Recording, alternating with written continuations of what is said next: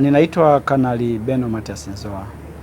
Zoezi la ushirikiano imara 2026 linategemea kufunguliwa tarehe 14 Mei 26. Na mimi nimekuja hapa kuangalia maandalizi kuelekea kwenye ufunguaji wa hilo zoezi ambalo litafanyika kwa muda wa siku 14.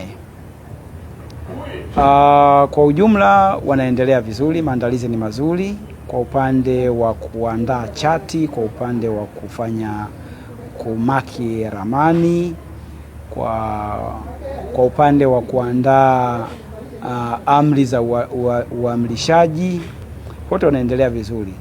Baadhi ya maeneo ambayo nimeona yanahitaji marekebisho sio makubwa sana. Wenyewe pia nimetoa marekebisho ambayo tunategemea watarekebisha, na wameniahidi kwamba mpaka itakapofika kesho asubuhi watakuwa wamesharekebisha, na kuanzia mchana ili nije nikague tena nione kama yale marekebisho niliyowapa wameyafanya. Lakini kwa ujumla wameonyesha utayari wa hali ya juu na morali yao ipo juu, na hii yote inatokana na mafunzo ya wiki mbili ambayo afande mkuu wa majeshi aliyaruhusu yafanyike pale Arusha. Matunda yake yameonekana.